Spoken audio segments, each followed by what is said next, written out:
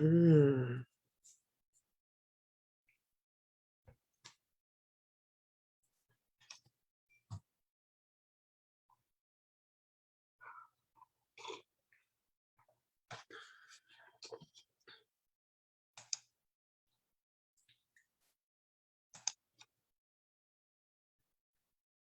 Okay, so good morning.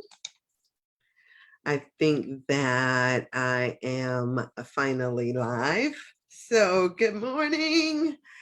Oh, this body is like I have been awake since 4:30, and I am oh, oh, good morning, good morning, good morning. I have on black, but thank you, thank you.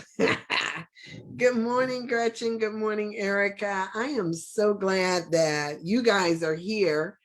Stephanie is in Alabama, and she just texted me to say that the internet that she has there is extremely slow. And so she is still trying to log in. And so, yay, I'm here.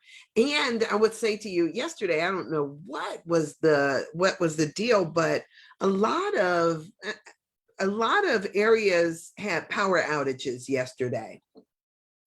And so when I got home last night, I got home just in time to make my yoga class, which is on Zoom. So I go down there, I get on my yoga thing. I didn't even think to come in here at all and check my computer.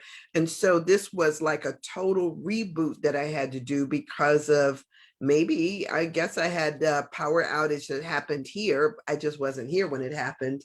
And so everything was totally shut down and needed to be restarted. And yeah, so it's been a interesting last 15 minutes or so, 15, 20 minutes trying to get this up and going. So I am so excited to be here and to get a chance to talk to you today. And if Stephanie comes, that'll be even better, more butter on the toast kind of thing. But whatever the case may be, we're here now and life is good. It is a rainy, kind of soggy morning, and I didn't get a chance to go outside and do my walk, but I did do my workout in the basement. And so you would think that I would be like, bing, bing, bing. But as as things would have it, I'm just now getting my cup of coffee. Now, look, I shouldn't even call it a cup of coffee. It's like Joseph up in this mug, right? Joseph is in here. And so I am having him as my morning unwinds. And so we'll get to all of this stuff. Yesterday, too, let me tell you this, too. And we have to actually be really careful about the stuff that we log into. I got an email from while I was trying to get my the radio show recorded and off.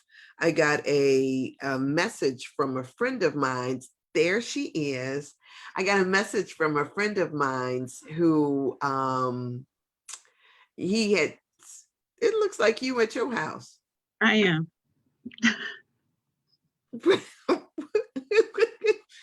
Okay, so wait a minute. Let me finish this little thing, and then we got to check in. So I got a message, email from a friend of mine's talking about an interview, and so I clicked on this thing, and it had me put a password in. So I clicked on the thing, put a password in, and do you know it's like some kind of virus? And he was like, he's been getting calls. He says, I didn't send that out. But fortunately, my this one thing that wasn't taken from me was I'm still on this Norton antivirus. And so it popped up and said, hey, there's some kind of something happening. And I guess it isolated it before it could do any real damage. So Okay. I'm so frustrated because I've been 22 minutes trying to get on. I have Norton also, but the fact that it doesn't come on is not the problem. It's the fact that I don't even know where to go to fix this thing. Like I don't even know where to even take it to. So I'm gonna have my cousin's husband look at it when he comes back in town because yeah, I just need to know if it needs to be swept or whatever. So Uh, ye- 22 minutes. Yeah. yeah. You know what? And I have been thinking just the other day how blessed it's been, what a blessing it's been that I come in here and I've been able to get on with no Mm-hmm. issues, no Yeah. problems for the last, month or so. And then that, but I am, I think mine's was a result of the power outage. So Okay. yeah. So Okay. anyway, are you looking to open the software? No, I'm not. I'm now, hopefully all is well. Yeah, hopefully all is well. I'm claiming it. All is well. All is Mm-hmm. well. Yes. So what you doing in Cleveland? So we didn't get the outcome that we wanted. So we still have to wait to for another court date and then we'll find out what needs to happen. So we're gonna take that money and retain a lawyer and Okay. um take it from there. Yeah. So yeah. So Okay. that's where I am. And So turn around and turn on your little light. Like, not that you're not bright enough, but I like to have the setup, that whole thing. yeah. There you go. So There. so yeah, this has been interesting. I was telling my mother that it feels like I'm a death because I can't like just pick up the phone and be like that, do my little butterfly stuff that I do, and he entertains me. Well, you know how important the feelings are. Feelings get the blessing. Mm-hmm. So, and you also know that the wonderful thing about who we are as people is sometimes we forget because it seems like it's so much easier to communicate with one another by talking, right? It does, but Um, yeah. yeah, but we are all connected, Mm-hmm. absolutely connected. And so still have your conversations with your dad. Oh, I do. I do. I trust. Yeah. I do. Yeah.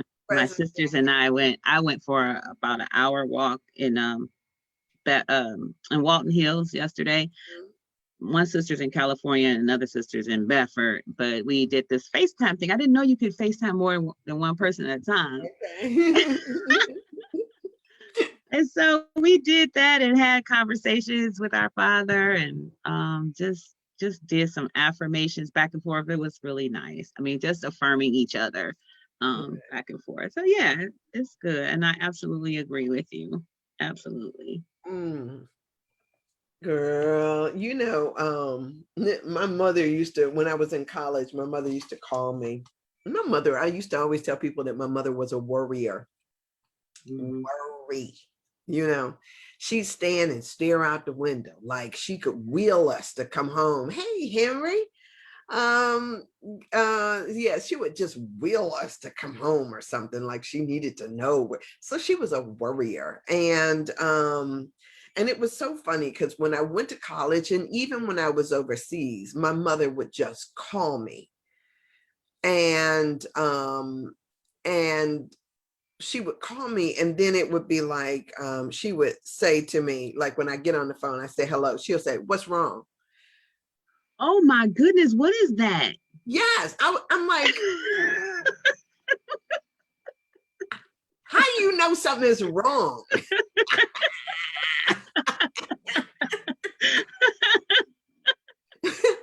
What's wrong, Sandy? What's wrong? I'm like, Nothing, Ma. She would just like, be like, don't give me that. I could, like I could feel it. Mm-hmm. Okay, Mm-hmm. whatever, And that makes so much sense because they carried us for 9 months. So that Yes, connection seems so, yes, it makes so much sense. yes. So whatever. Inside. Yeah. Oh my But goodness. the Course in Miracles says that there are no private thoughts. And so we Right. have a tendency to believe that just because I don't communicate, that I'm not communicating, but we are always communicating. Mm-hmm. And so it is, and there's Teddy Red. Hey, Teddy. Um, so it is always like this. And when I say to people that really there's only one of us here, right? That God is everywhere equally present. So we have the idea that we're separate from, or that they're over there and we're here, but we're all in this same stuff all together. um, I had a professor who tried to, in one of the philosophers, I want to say, I don't think it was Kant, but in one of the philosophers, he was talking about how this philosopher talked about people as if we were living in this cosmic stuff. It's kind of like hey, Sarika, everybody is on here today. Happy Friday. Happy Friday. So he made it seem as though we are moving through this amazing stuff, like almost like a Vaseline that we can't quite see. And so just like a fish is moving through water, and we could see a fish in water and it's moving through that, he says that humans move through the same type of medium, Well, that that we makes just sense. that we have these the skin and all of this stuff, the flesh, that makes us think that we are not taking or not a part of the same system. And when we recognize that we're a part of the same system, that there's only one of us here, then it takes us out of that mode of thinking that you can't perceive or think or feel what I'm feeling unless I actually give Tell verbiage. you. Yeah. Right. But the other thing is like our dogs have a scent. They smell when you're worried. It's like our bodies give. I keep talking about coming back to this idea of smell because it is so real for me.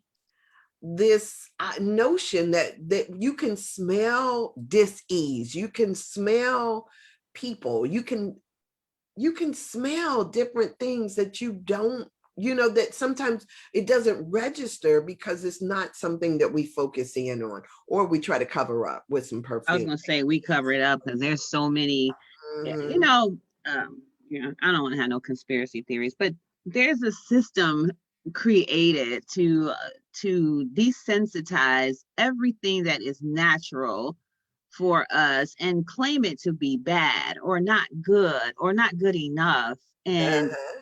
it's just interesting when you are able to sit back and watch. Like all of a sudden now we got air fresheners and plug-ins, and it's like, what's Mhm. up with that? We just used to clean our house with pine saw and call it a day. Right, right. Yeah,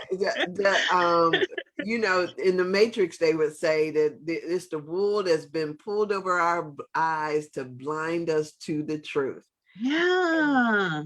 that's that's the thing. It's like something in here stinks, you know, and that funk is there to call attention to something. And so I'm all together with this thing of now I'm gonna start smelling people like smell like me or not, I'd be Right. like, yeah, you're not it. It's really true. It's just so true and so good, and yeah.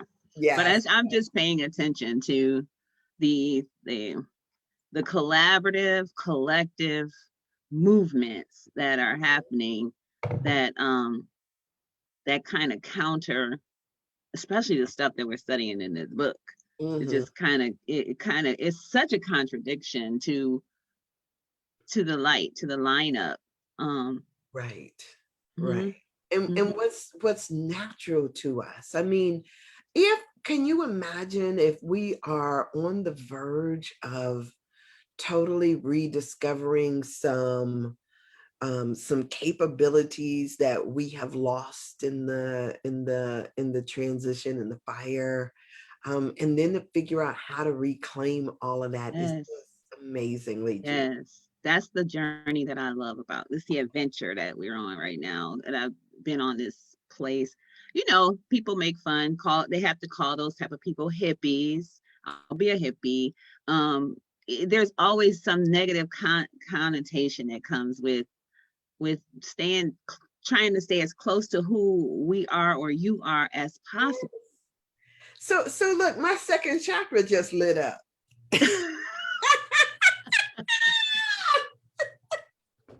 That's so good. It's so good. It's so good.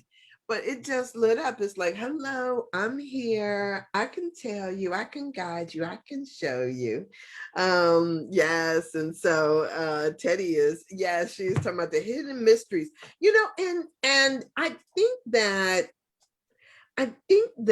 part of it is when you can't, like when you can't tap into your own source, then you try to minimize, or what is it that we do? We try to invalidate it in others because we don't. Oh, yeah. Yeah. Yes. And so this, I think, should be for all of us waking up something amazing and wonderful. So I'm really excited about this work that we have embarked upon, this whole teaching, this whole journey. So as we just breathe, all of us just breathe in this this wonderful source, this substance that we all live in, move in, have our being in. We know it to be air. I know it to be God, this divine source, this energy. All of this we taking part in. We just breathe in, knowing that there is just one of us here.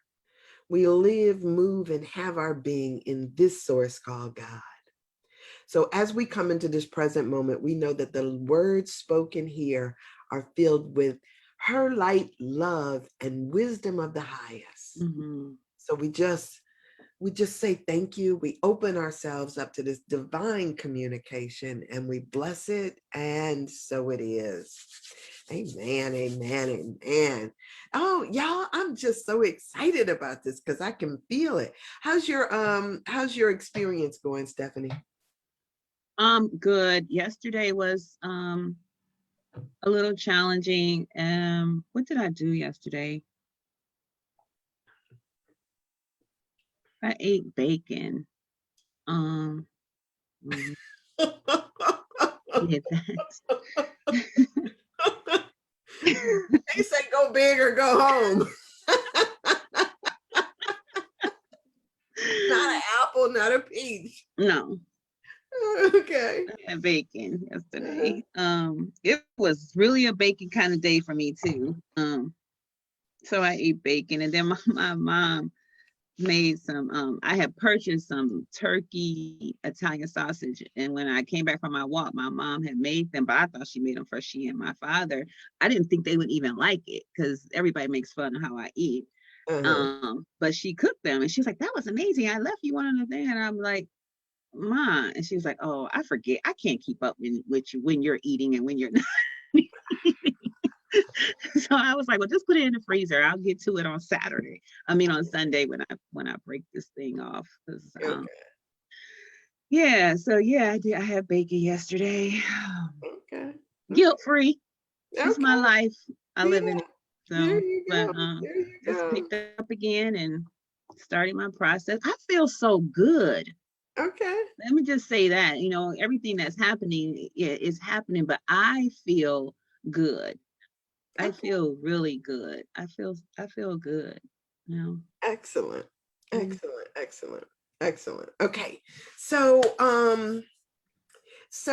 it's I find it ironic that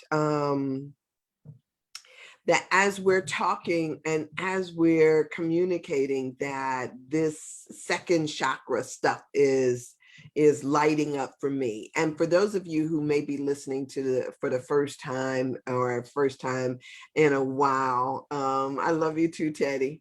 Mhm. um that the first time in a while, Stephanie and I are meandering our way through a book called Anatomy of the Spirit by Carolyn Mace. Mace. Mace. However you want to say it, right? Miss, but it's spelled Myss, as you can see right there.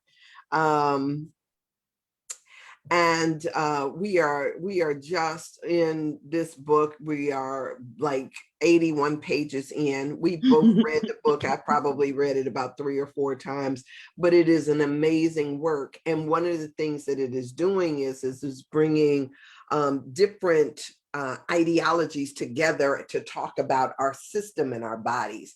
And Our so oneness. going through, yes, our oneness with all life. And so we're going through the chakra system and talking about, we talked prior to this about the root chakra, which is located at your exit, that anal area, and that root chakra and how it connects us to our family. We have moved on up to the second level, as she calls it, which is our second chakra. And the second chakra is the partnership and communion chakra. It is located your sex organs. And so these two, basically the first three, is what connects us to our physicality. And so it connects us to this physical body, this physical earth, those things. The other ones that come up as you go from your heart to your throat to your third eye to your crown chakra all have to do with intellectual pursuits, but we're dealing now with the lower stuff, Physical. which is physical. And sometimes when we talk about how people mature, how they grow, sometimes we talked previously about how sometimes people get stuck in the growth areas. Because if we look at our bodies like we do a school system, you are matriculating through this thing called the body, this thing called life. And so if you get stuck with family issues, right, you don't graduate to the, we sometimes people think they can bypass stuff, right? I think they're not aware. Or they don't recognize that while they're trying to pull up, they're being pulled down at the same. Yes. It's like you in this tug of war. And so we've got to make peace with Love that. that other parts of us before we can really fly. Who is that? So high up to the sky, so high I'm off.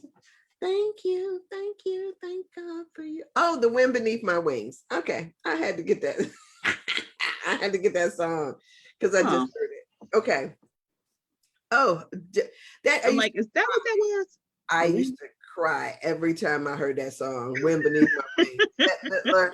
Uh-huh. That movie, girl. Me and my girlfriend went to see it when it first came out, and we sat there in the theater crying for so long. It was like they had to come and ask us to leave so that the next crew could come in. Oh. We was having those ugly cries. Dang, just whatever. But that's perfect because that's a mantra or an energy that we can adopt because it's the truth that all of us are the wind beneath each other's wings. Yes, yes, yes, yes, yes, yes, And yes. when we recognize that, oh, how sweet it is to to sit in that to sit in that space. I was having a conversation with a friend yesterday, and shared with them my circumstance, and they talked a little bit about it and gave their support or whatever. But literally, I just was just sitting in my car, and they were doing whatever they were doing. And it was just something about just being in that presence for that little bit of time that just felt this like, oh, okay. It was just this appreciation of, it's gonna be okay. I mean, I already was feeling it was gonna be okay, but just something about that presence. And so understanding that each person in our journey, and it says this here, is that each person is a wind beneath our wings when they're in our space. If we can be aware, it says that in level 2, just being mindful that that the connections, when we have integrity and honor, Mm-hmm. Mm-hmm. support us. Mm-hmm. It You, supports us. yeah, it is, it does. And the interesting thing is that in our community, unfortunately, I'll say it like that, there has been this tendency for people to withhold, to try to withhold support, approval, love. Um, to some degree, you see this played out in families. And I guess for me, I always have to go back and talk about historically what has happened Better. culture, right? Yes. Because one of the things that um, slavery and Jim Crowism, all of that stuff had done was it separated families. And so people were snatched out of homes, and so people did not, so when I hear my neighbors telling them, don't pick that child up, you're gonna spoil them, don't pick that child up, let them cry, don't pick that child up, because if you start that, you're gonna be doing it all the time. It was always this like withholding. Yeah, that part of our journey is Yes. super emotional for me, because I was condemned and criticized um in that. So that part, I got tears in my eyes, because my thought was, before even knowing any of this stuff, my natural bent was, how can I love my baby too much? Like, how is that Yeah. possible? How can I possibly love this little innocent being that's only been on this planet, 1 month, 2 days, 3 days, Right, 4 days, 15 right, days, and I'm loving him too much? Like, that just used to blow my mind. You have to be in secret, because I had my first child, I was at home with my mom, be in secret to just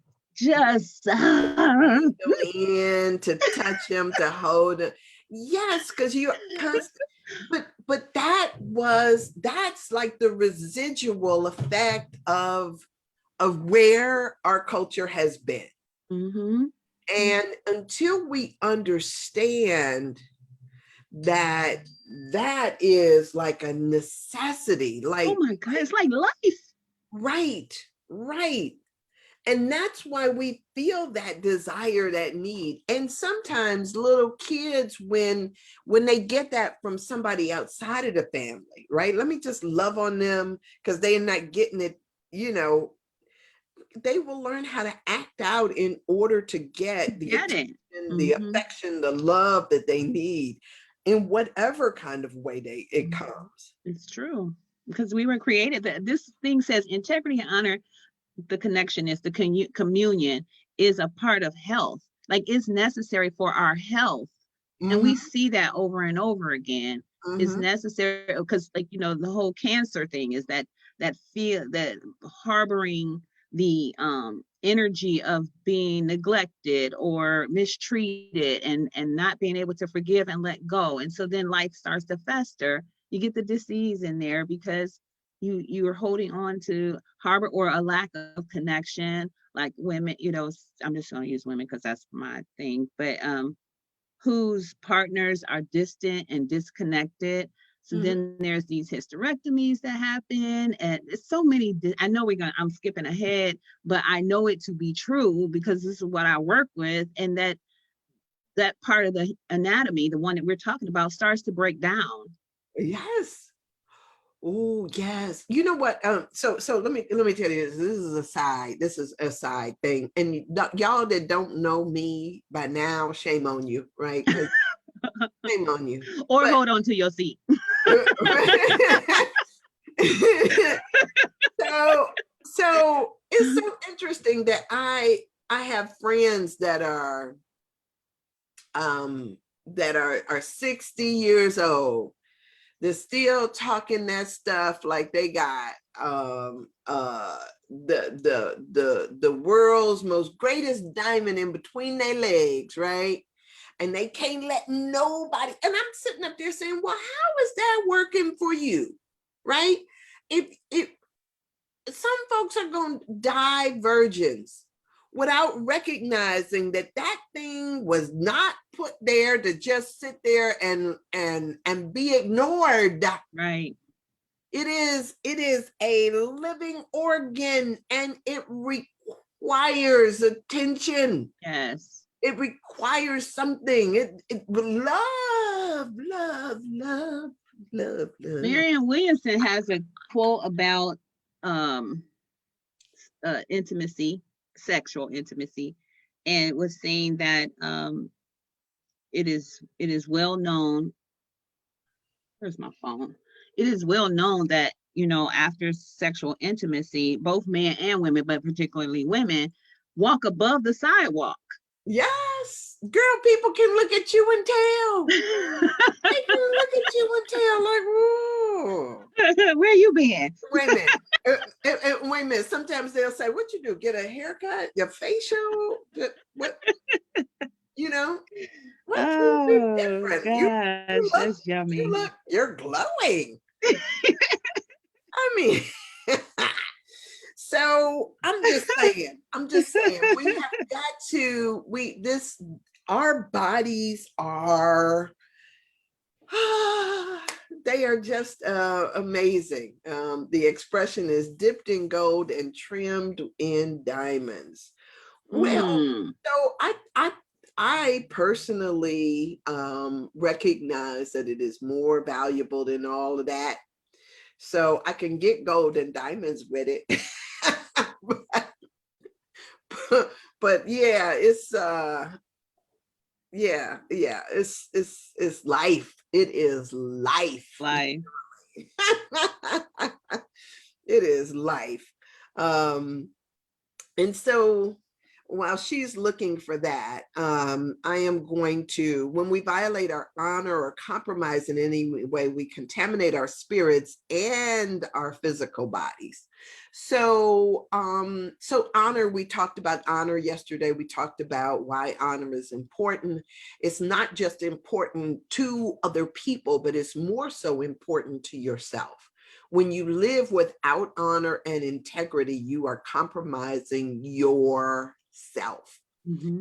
So I remember, and I probably told this story before, and I don't know if it was on here or not, but I was really trying to teach myself this lesson of honor and integrity, and wanting my words to be exactly what it was that, and true enough, I have learned how to um smooth off the rough edges sometimes, although I'm not good at it, but I've learned how to smooth off some of the rough edges of my conversation. So while some people might say that I am embellishing, I have learned nicer ways of saying the same thing. So I try to increase my vocabulary to such a degree that it is not a lie, but rather it is my truth put in a better way. It's kind of like adding lubrication. So, having said that, I will say that I used to, when I went on a job interview one time, and the interviewer asked me if I could, like, say, for instance, the start time was 7 a.m. And I thought, to me, I brought enough to the table where, if I get there, I get there, right? That was my thought to it. And so when she asked me, she's looking at me and she's asking me, and she's peering at me like really seriously, like she wanted me to, you know, do you think you can be here at 7 a.m.? And I had to say to her, no, I don't think so. I was like, I have a problem with time. I said, I really do. I said, I can be here close to 7. I said, I'll be 7-ish. Won't be like I'm gonna be disrespectfully late, but I said, I got an issue with that, because that was my truth at the moment. It was my truth. And I knew that that could cost me this job that I was sitting there for. But what I needed to do was to be able to respect my own word. Because when you don't respect your own word, when you lie or don't have integrity in the word, it wasn't about the woman that was in front of me. It was about me. I needed to be truthful. And so and once I discovered that me saying my truth meant that because here's the thing, that honesty is not necessarily something, and integrity is not necessarily something that manifests in the moment. It becomes an energy that you carry, so that when you say a word, people know already that that's a done deal. They feel it in your spirit. And when you know in your spirit that you don't have honor or integrity, that is communicated very loudly. It may not be that you can put your finger on it, but sometimes people will look at you and think, that's a wascally rabbit, right? can't kind of get hold of it, or because it's always bing bing. And so, like, I say to people, I talk often about the sensations that I get around people. Sometimes I met a guy, a friend of mine's introduced me to a guy, and she was so excited about him. And she introduced me, and I put my hand out, we shook hands. And as soon as I brought my hand back, it was like, ooh, I was thinking, let me wipe that off. It's like, ugh. I can feel when somebody is squirmish or slippery, or or something else that's about them. I may not know the reason why I get that sensation, but I automatically get that sensation. I have my brother, my older brother, who is God rest his soul. He used to, we were, as a family, we were all close, right? And we would go out, and he would talk to women, and I would say to him, I was like, Herm, don't nobody want to talk to you if you talking to them like that, like that. Like what? What you know? I said, I know. I was like, I'm a woman. The moment you look at me and say, how you doing? It's almost like I feel like, ugh, ugh. I don't like that, because what you're doing is you're not talking to me as a person. You're talking to me like I'm a talking object. Yeah. Yes, like I'm a vagina that you just trying to get in. How you doing? Oh my gosh, I feel that in my spirit already. And so already it's no, right? And so it becomes this thing of being able to pay attention to the energy that you are bringing. That means consistent integrity. That means honesty. What is it that you want to communicate? And you have to be that. It's not something that you fake. And so when you show up, your word is, if it's yay or nay, that's your word. Because when it's not, it's like sort of yay and sort of nay. It just, people already know that you're not solid in who you are because it's in your energy. Mm-hmm. So I'm sorry, no, I'm not sorry. This is part of the explanation of all of this stuff. Right. So don't think that we don't see you, right? Or that you don't see you, because what you are speaks so loudly that all that other stuff that you trying to, the flim flam you trying to get over, just not happening. Right. Okay. All right. So yeah, and Erica says, I feel it too. Yes, yes, yes, yes, yes, you do. All right. So symbolically, Can go I ahead. share this part? Well, Sure. it's right above what you were just about to say that I think is really good is that when we violate our honor or compromise it in any way, we contaminate our spirits and our physical bodies. Mm-hmm. Like that's important because that's where dis-ease comes from. So Yeah. Yeah. Yep.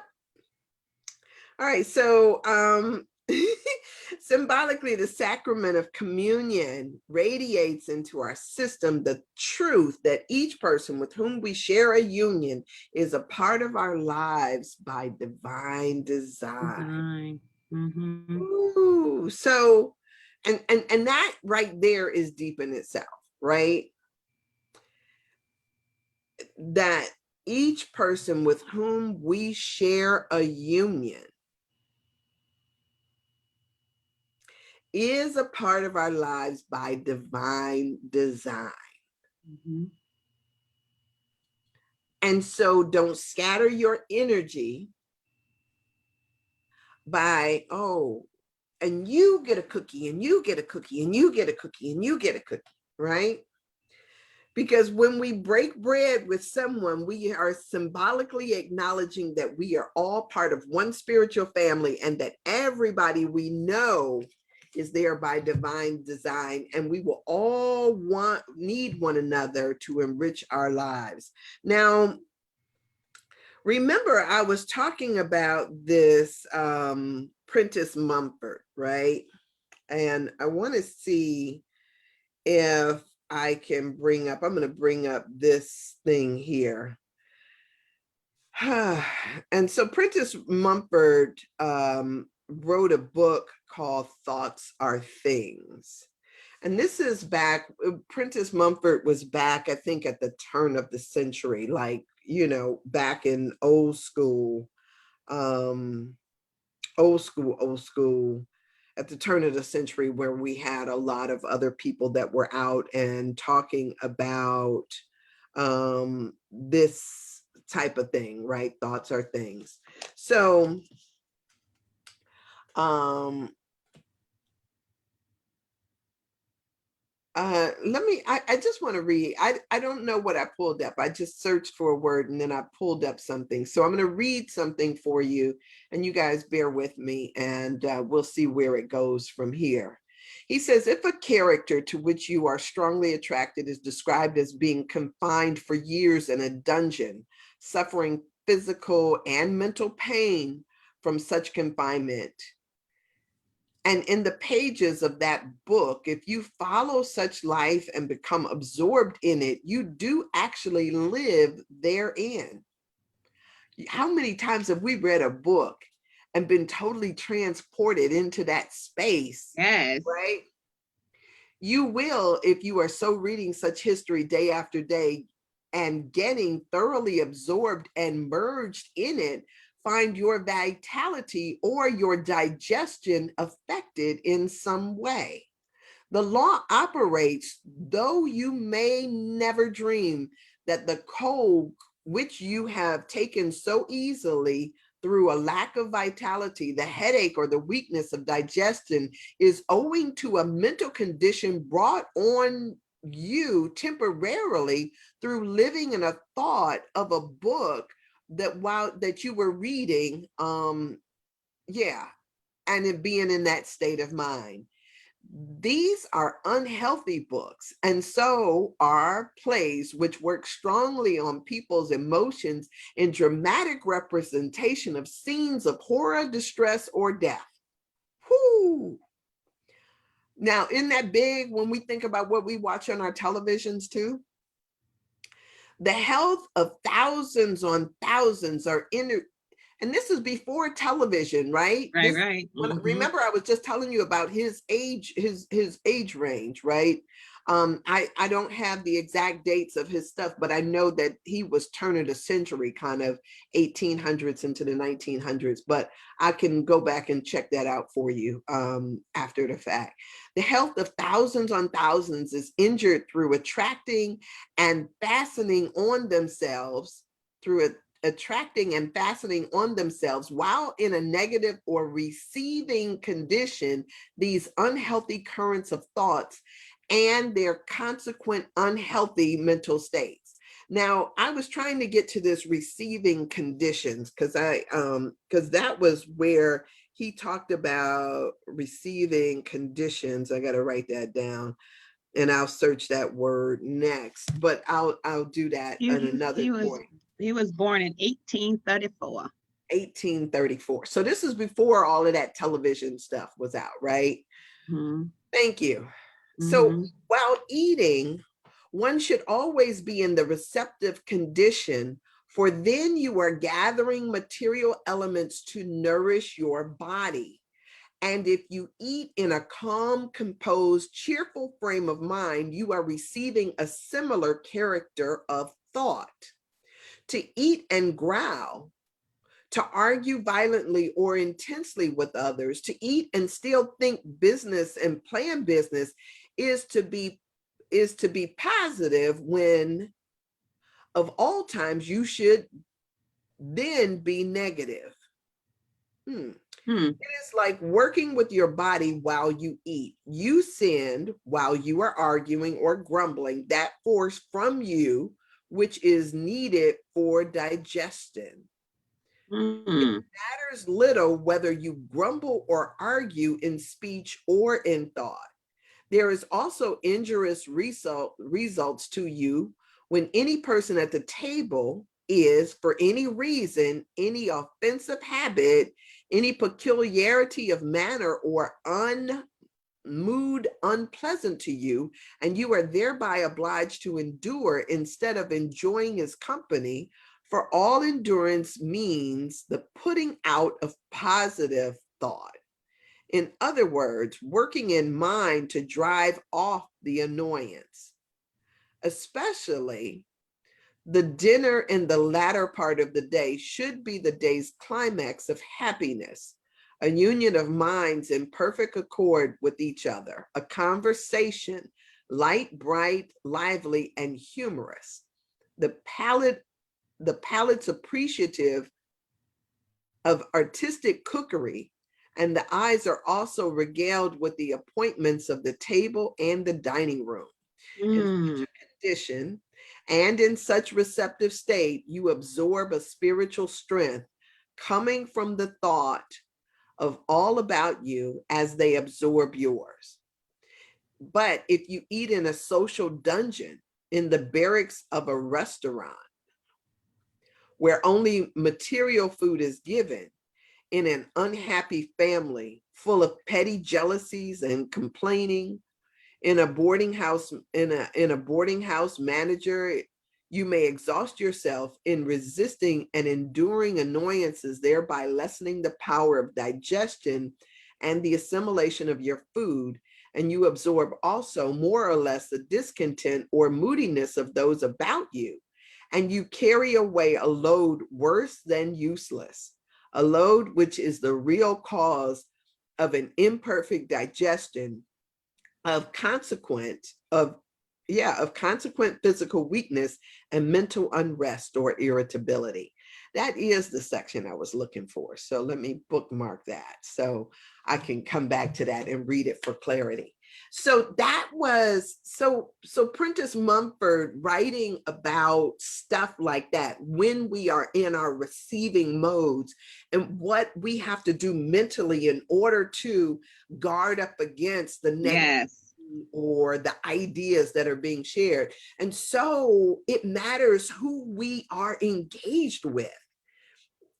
When we are taking in, when we are in that receptive mode, That's so good. it is good. It is Ah, yes. It changes. That's a paradigm shift for me. good. Just being mindful, because sometimes I used to, well, Rob and I used to be like, okay, let's go eat so that we could have these conversations at dinner. Mhm. And they always seem to be better conversations at dinner away from the house than if we were to have a conversation at the house. But when I think about it now, I'm thinking, yeah, but it should have just been a different conversation altogether in taking it in, because you're still taking in, even a negative, intense conversation is still a negative, intense conversation. And it Right, just makes so much sense that I'm breaking bread in a spirit of contention. right, right, right. But here's the interesting thing, because I think that there are times, like I have had people, especially like people that I've been in relationship with, that it matters even positioning. So say for instance, in a car and both of us are facing forward, we're not looking at each other, and there seems to be an ability to talk because we're headed or pointed in the same direction, even though we may be having a disagreement in the midst of it. So Mm-hmm. it's always interesting that how that works, because there's a distractedness that you can have as you're looking out, without necessarily making it seem as though they are wrong. So Mm-hmm. that positioning is interesting. What I did not like is having those intense conversations while laying next to somebody in a bed, because that to me was creating an energy around that space that, this should be this, I mean, your bedroom should be a sacred space, Mm-hmm. right? When you come into a bedroom, it should be like, come on baby, like this is, come on baby, this is back to, where we go to lay down, put our head down and rejuvenate and rest. The people who go in there like it's the rink, like, It's the you boxing know ring. yeah, like it's the rink. Then Step into my office. yeah, that becomes problematic, because then that, when you walk in the bedroom, ding ding, this still like the bell goes off. Now now so I, just like we talk about all the time, I'm not necessarily we, but places have an energy. Yeah. So when you have this kind of contentious energy someplace, if you do it in the, in your bedroom or somewhere, that energy will linger there. That emotional, what's his face, Zukov calls them pain bodies. Those Yes. pain Mm-hmm. bodies Mm-hmm. are there. When people go to places like the uh, where they had the slave dungeons at. They Oh talk about yeah. the feel there. When you go Yeah. to Auschwitz, they talk about the feel there. There is a feeling that goes along with pain and anguish that doesn't dissipate from out of the air. So we have to be mindful about what we do and where we do it. Mm-hmm. Mm-hmm. And so this too, this idea of who we're breaking bread with, who we allow in, it matters.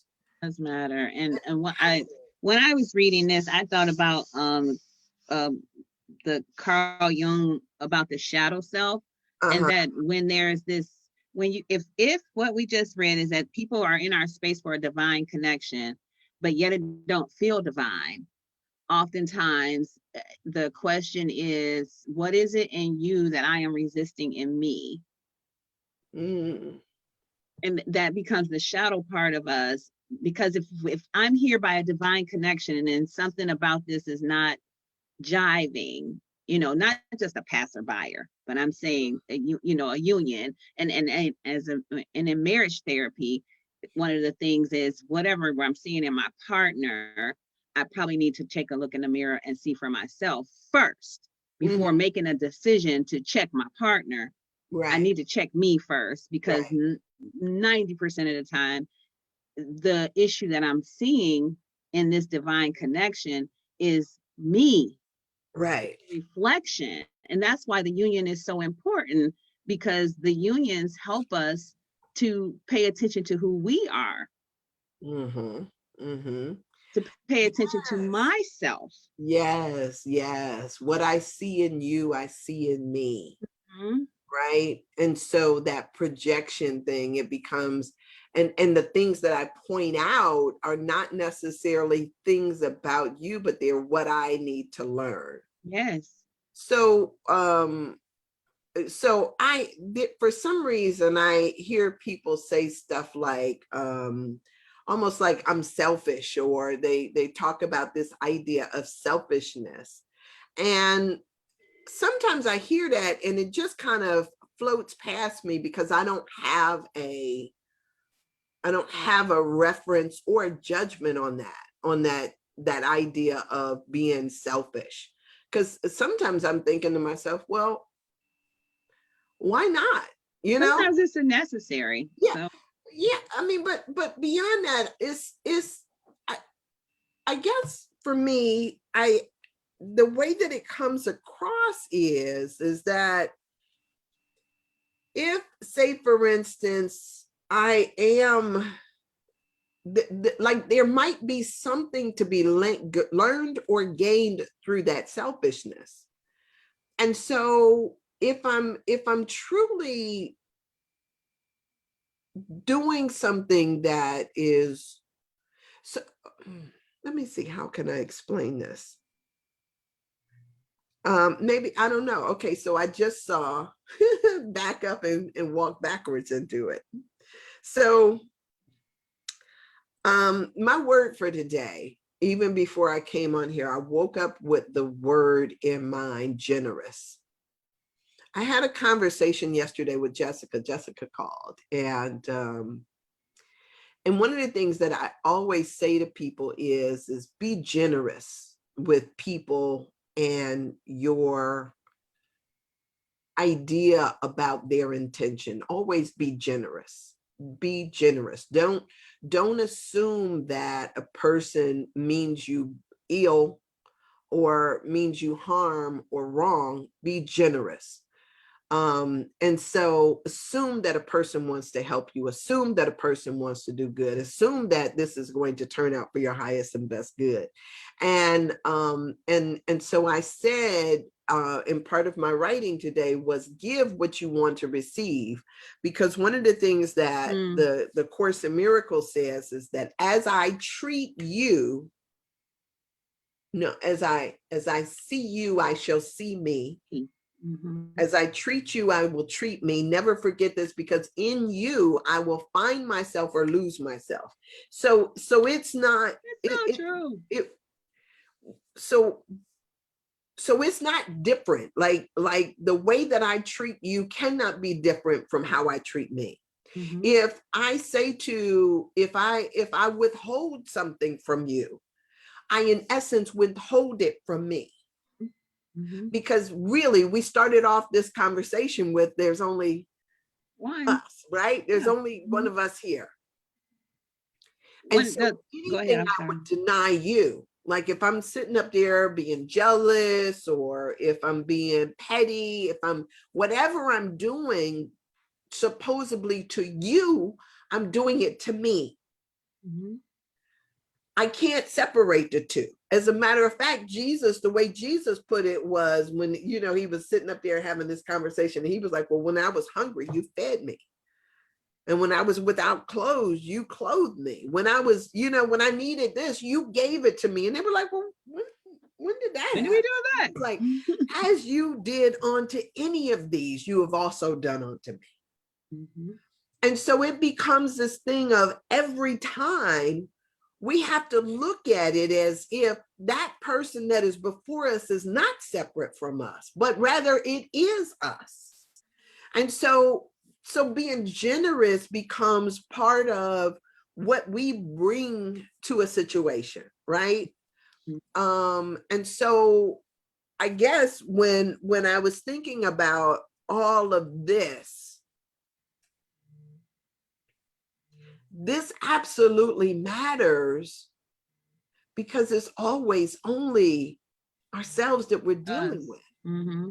It's always, we can look at it and say it's always Jesus, if that's what you need, because that's what I used to do when I was really trying to condition and change my mind about the world that I was looking at. When I was trying to stop judging it, I was sitting there and I would go down the street and I would say, that's God, and that's God, and that's God, and that's God. Ooh, and that's God too. Yep. That's what I was doing. And so, is that my volume that went out? Because I didn't hear you. I saw you just talk, said, yep. Did you hear me? It could be my volume, because my speaker is starting to make a humming noise. Let me cut it off and cut it on. Okay, so now I'm going to cut it right back on.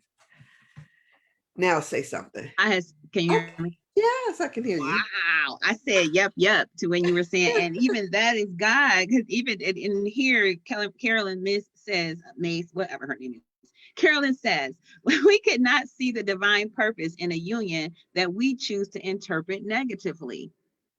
Yes. Okay, where are you at now? 82, the bottom of the paragraph. Okay. Negative relationships generate negative energy, which blocks the symbolic site, which is the sacral chakra site, and that we cannot see the divine purpose of the connection of whatever in a union that we choose to interpret negatively. Right. And then I put beside there, be generous. I love that. Like, it's perfect. It's the perfect experience of choosing to see this in the way that you just described, that this is God. This is a God experience right now. This is a divine connection. Okay. Let's get ready for that, Uh-huh. So, Henry, I just wanted to, in case you're still listening, Henry put into the chat, he says, clothes off, gloves on. I have to remember that so people will think I know something. And then he put laugh out loud. And I'm saying, yeah, don't take your clothes off and put your gloves on, right? I know you got that. I'm just saying that the appropriate place to duke it out is not with your clothes off. I mean, there's something seriously wrong. That reminds me of and he spoke to or somebody spoke to Erica. But remember Three's Company? Mm-hmm. What was the older couple's names where that lived downstairs from Three's Company?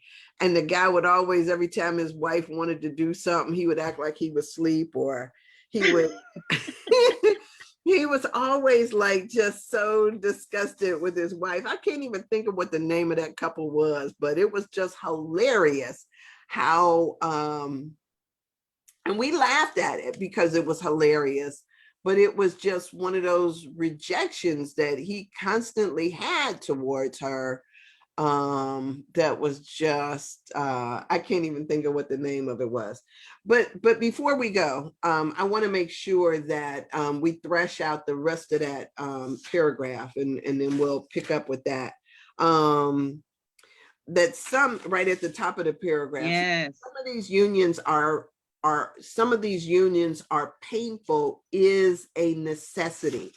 So so when it talks about this thing of that the people that are in our soul group, or people who are in our spiritual family, people who we break bread with, people who we work with, anybody who we are associated with on a soul level. She says that some of these unions are painful, is a necessity.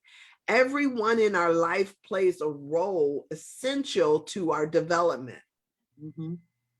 So I don't want to make it seem as though I think everything is supposed to be hunky-dory all the time, right? If I had not learned particular lessons from my parents, my father or my mother or my brother or sisters, had they not taught me painful lessons, I might not have learned them and learned them with love. Because one of the things that I know is, and I don't even know if my parents taught us this intentionally or not, but we would fight, which is what siblings do. Siblings fight. In case you were an only child and you don't know that part of the learning curriculum for you in a family is that your family is going to fight. They're not going to necessarily kill one another, but they do fight. And so in the midst of that fighting, we get to rub off our rough edges, hopefully. Sometimes people double down on them, but it becomes a thing of it. This is what part of it is what grows me. My parents used to do this thing that I thought was like sadomasochist, right? Mm-mm. Instead of just giving us a whooping, we would fight and we would be mad and they would say, now kiss each other. Mm-hmm. Hug, sit on the couch and hold hands. OMG. I don't know if you have ever had to have a punishment like that.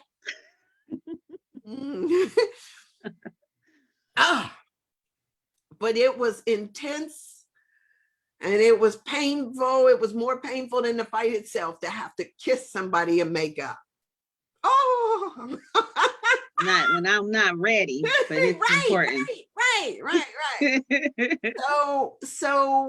So they would do that to us. And what I knew from being in a family, what I know from being in a family is we can have a knockdown, drag out fight, but we also, just as intensely as we fight one another, we will love one another. We will defend each other against all other assaults.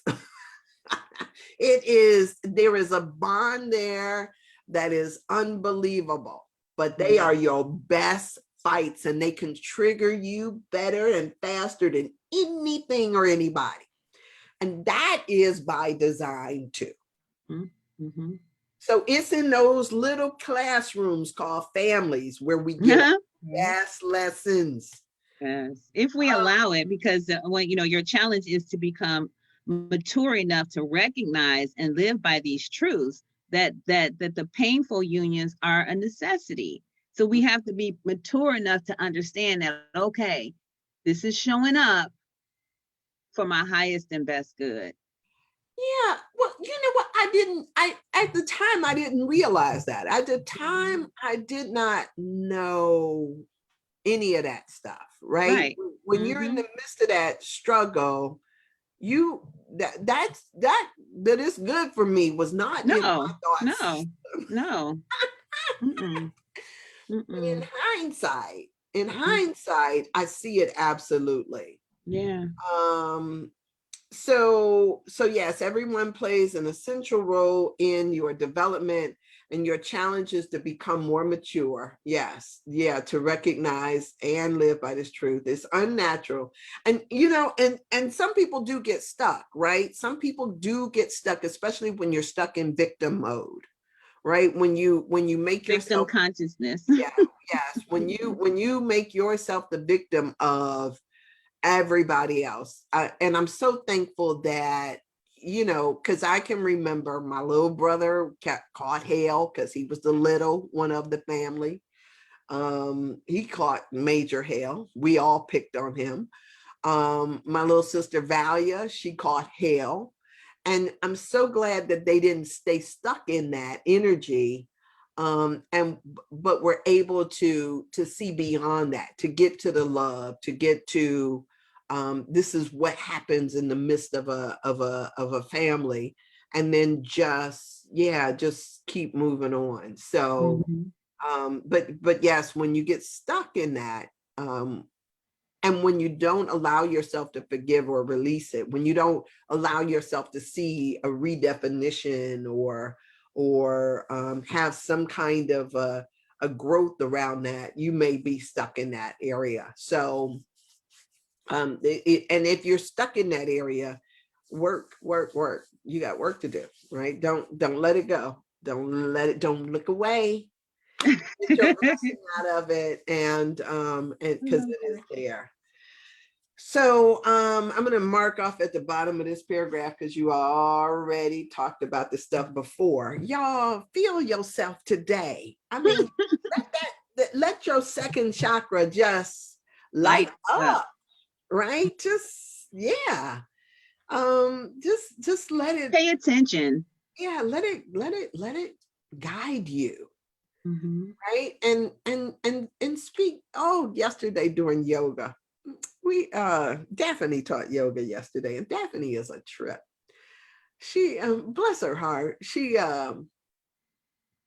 does this thing where she like a drill sergeant, and she'll just call out these things, downward dog, right leg up, step through, warrior 1, warrior 2, reverse warrior, plank. Then she says, knees, chest, chin down, upward dog, downward dog, left leg up, step through, warrior 1, warrior 2. And she just like drill sergeant. And you sitting up there, you thinking to yourself, oh my God, like my arms have turned to spaghetti. I am like ready to collapse. I'm sweating, trying to keep up. And then after she get, then she'll finally say child's pose. And you just like, you just want to scream, right? And so then you down there trying to catch your breath, and she's like, your body is going to say thank you. And I'm like, no, it's not. Right? No, it's not. That's not what I'm hearing out of my body. So she is just like drill, drill, drill, drill, drill. And so she's like saying, your body is going to say thank you. And I'm thinking to myself, like, you ain't met my body. That's not what my body is saying right now. So thank your body. That's what she told us after we were done. Thank your body for getting you through that, right? That's good. I like that. Yes. So thank your body and listen to your body. Listen to your body, and just let it be a focus today. Like that area of our body, let it be a focus today, and just pay attention. Yes. Pay attention. It's just interesting when you're intentional about all parts of it, the root chakra and now the sacral chakra. And when you are putting illumination in your energy systems, they illuminate. Right. So if I had to give a charge, it would be just to pay attention. Give it's like a lot of attention. Elimination. It does have communication going on in that area. Yes. Let it speak to you. Yeah. All right. So thank you. Thank you. The light of God surrounds us. The love of God enfolds us. The power of God protects us. The presence of God watches over us. Wherever you are, God is, and all is well. Yes. Go forth, spread this love, spread this consciousness, and pay attention. Absolutely. Thank you so much. All right. See you tomorrow. Okay. Thanks. All right. Bye-bye.